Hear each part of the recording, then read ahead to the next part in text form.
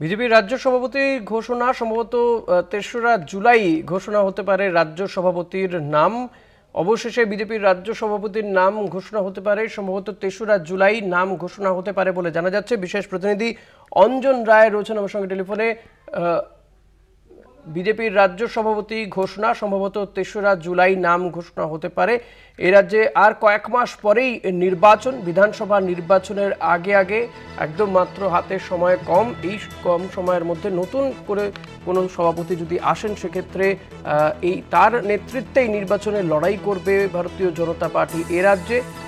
সেক্ষেত্রে এর আগে বহুবার প্রশ্ন উঠেছে যে এত দেরি কেন হচ্ছে বিজেপির রাজ্য সভাপতিকে বেছে নিতে, বা সেক্ষেত্রে নির্বাচনের তাদের মতে তারা যে সাংগঠনিক নির্বাচন করে রাজ্য সভাপতি ঠিক করেন সেক্ষেত্রে কেন এত বিলম্ব হচ্ছে, নানান প্রশ্ন উঠেছে। কিন্তু তারপরও দেখা যাচ্ছে যে বেশ কিছুটা সময় লাগছে। এক্ষেত্রে বিজেপির যে রাজ্য সভাপতির নাম নিয়ে মাঝখানে কিছুদিন আগেই একটা তালিকা পাওয়া গেছিল, যারা সম্ভাব্য তালিকার মধ্যে ছিলেন সুকান্ত মজুমদার, দিলীপ ঘোষ। এই মুহূর্তে আমাদের সঙ্গে রয়েছেন বিশেষ প্রতিনিধি অঞ্জন রায়।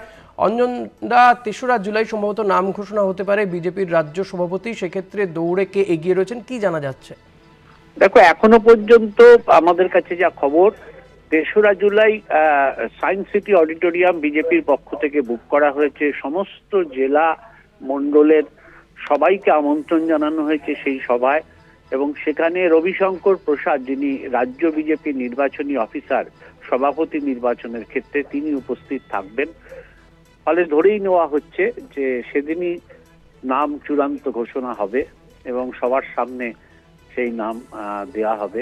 এখনো পর্যন্ত শ্রমিক ভট্টাচার্যের নামই বেশি শোনা যাচ্ছে, তবে এটাও হতে পারে যে সুকান্ত মজুমদারকেও পুনরায় নিয়োগ করা হতে পারে, যেভাবে রাহুল সিনহার ক্ষেত্রে করা হয়েছিল, যেভাবে দিলীপ ঘোষের ক্ষেত্রে করা হয়েছিল, সেভাবে করা হতে পারে।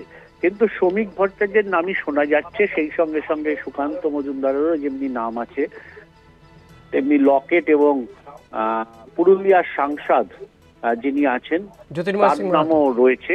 চূড়ান্ত সিদ্ধান্ত হবে, আমাদের কাছে যা খবর, কালকে সন্ধ্যেবেলায় সম্ভবত চূড়ান্ত সিদ্ধান্ত হবে যে কে নমিনেশন ফাইল করবে।